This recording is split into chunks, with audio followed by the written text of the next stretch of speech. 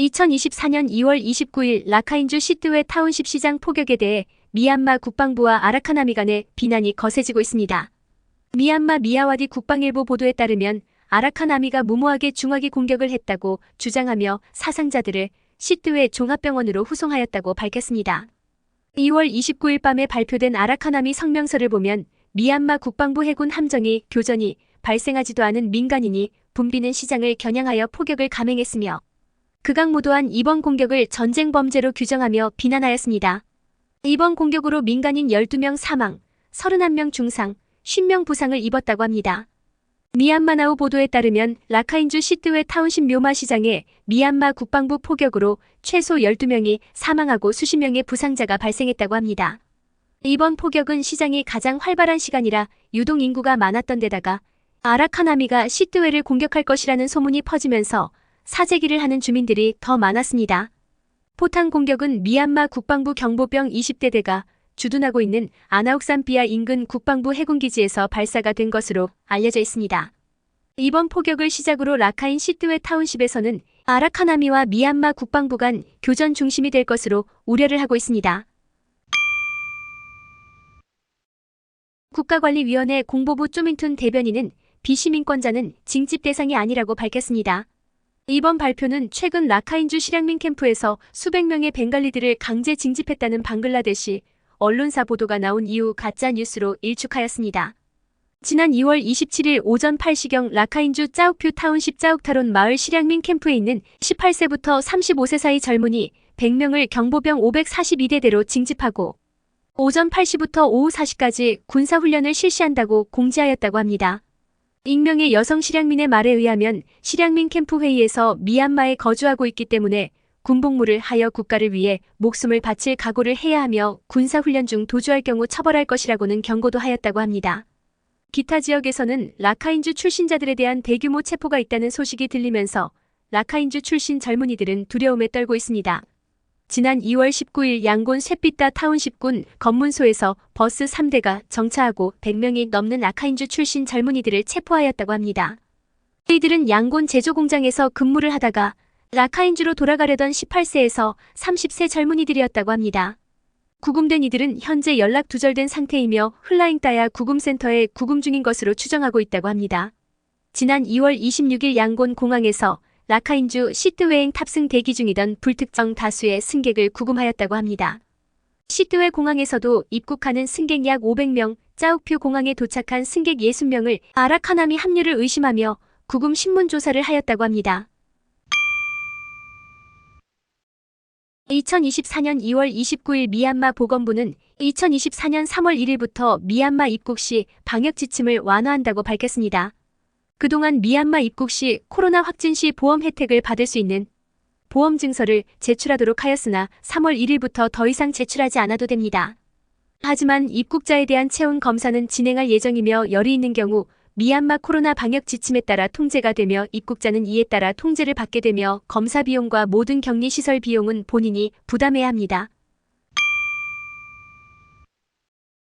2024년 3월 4일 미얀마 국가관리위원회는 성명을 통해 탕 내셔널 리버레이션 아미가 점령하고 있는 샨주 북부 몽톤, 남샨, 남투 타운십에 대한 계엄령을 선포하고 라시오 타운십에 주둔한 동북부 사령부 사령관에게 행정권, 사법권을 이양하였다고 밝혔습니다.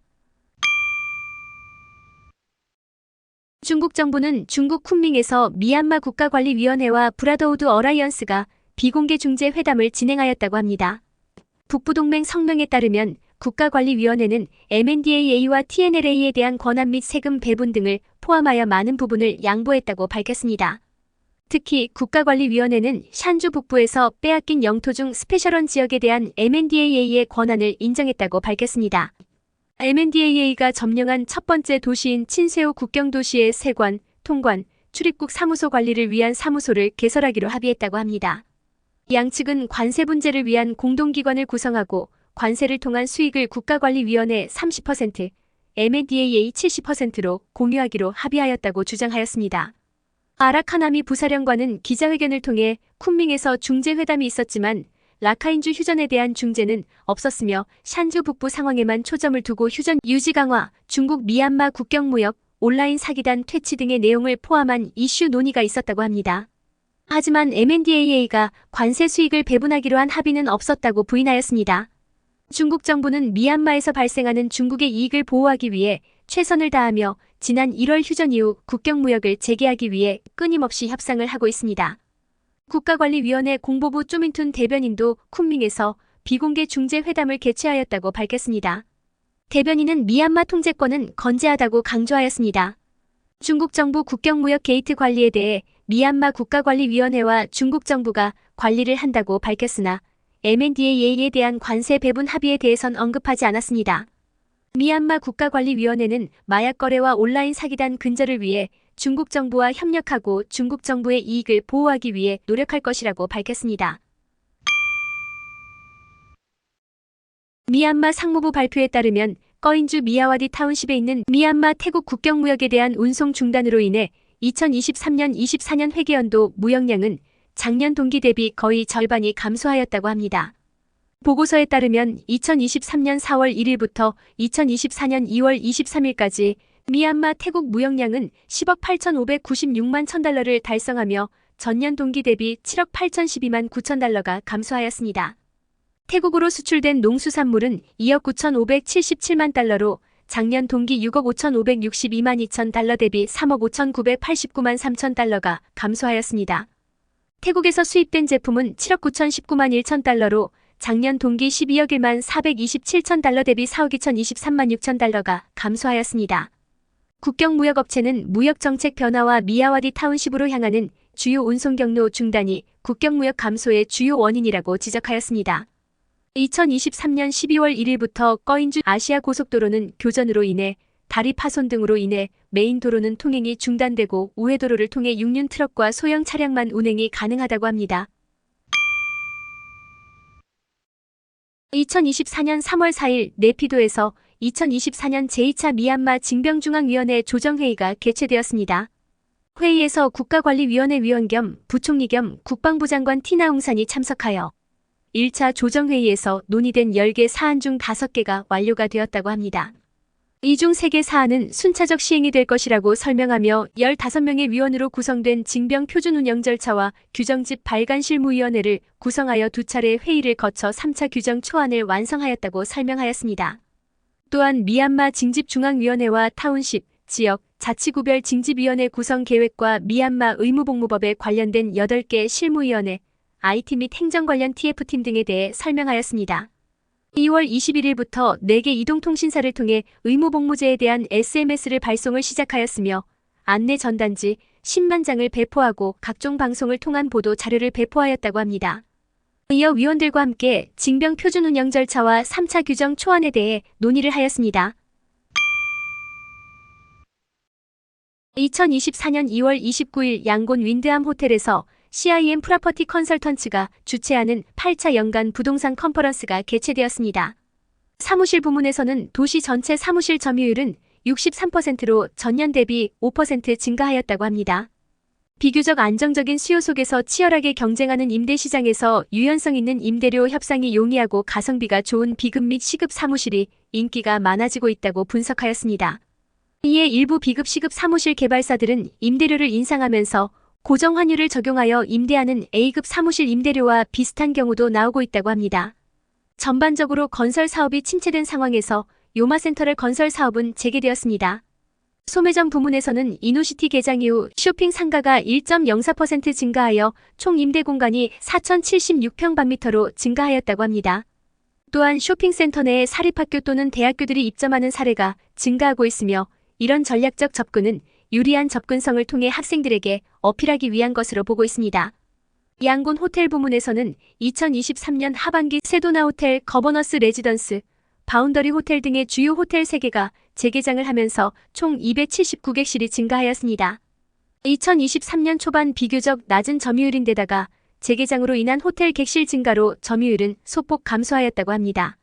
최근 국내 관광이 제한적이라 호캉스를 즐기는 고객들이 많아지고 있어 많은 호텔들이 이 부분에 중점을 두고 특별 프로모션을 하고 있다고 설명하였습니다. 콘도 부문에서는 환율로 인해 평균 매매가는 10% 이상 인상되었습니다.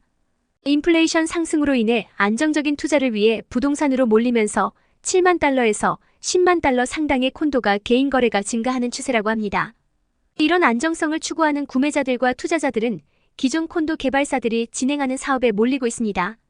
양곤에 거주하는 외국인들의 거주 수요가 증가하는 것에 대해서 원베드룸 임대료를 적절하게 책정하고 맞춤형 서비스와 편의 시설을 제공하여 외국인을 대상으로 한 임대 시장에서 경쟁성을 확보할 수 있을 것이라고 하였습니다. 앞으로 다운타운 지역 서비스 아파트 부족으로 성장 잠재력은 있어 이 지역에 대한 복합주상 프로젝트도 긍정적으로 검토해 볼 수 있을 것이라고 하였습니다.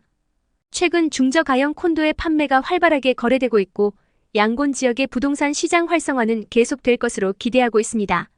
서비스 아파트는 세 곳이 폐쇄를 하면서 총 공급량은 이 215개실로 감소하여 점유율은 11% 증가하였다고 합니다. 이후 부동산 전문가들의 부동산 전망에 관한 토론을 영어로 진행하였습니다. 2024년 2월 말부터 버스 운전기사들과 탑승객들의 말에 의하면 소수민족 무장단체들이 샨주 남부에서 태국으로 가는 젊은이들을 납치하기 위해 경쟁을 하고 있다고 합니다. 검문 과정에서 30세 여성이 버스에 들어와 신분증을 확인하고 18세 이상인 젊은이들은 체포되고 있어 버스 운전기사는 젊은이들의 버스 탑승을 거절하고 있다고 설명하였습니다. 샨주 농민들의 말에 의하면 샨주 남부 모비 타운십 서부 마을에서 아편과 양귀비 재배하는 농민들이 급증하고 있다고 합니다.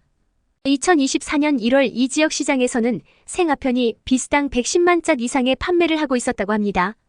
이런 양귀비 재배 증가는 다른 농산물에 비해 비용도 적게 들면서 엄청난 수익이 발생하고 있어 많은 농민들이 아편과 양귀비 재배로 돌아서고 있다고 합니다.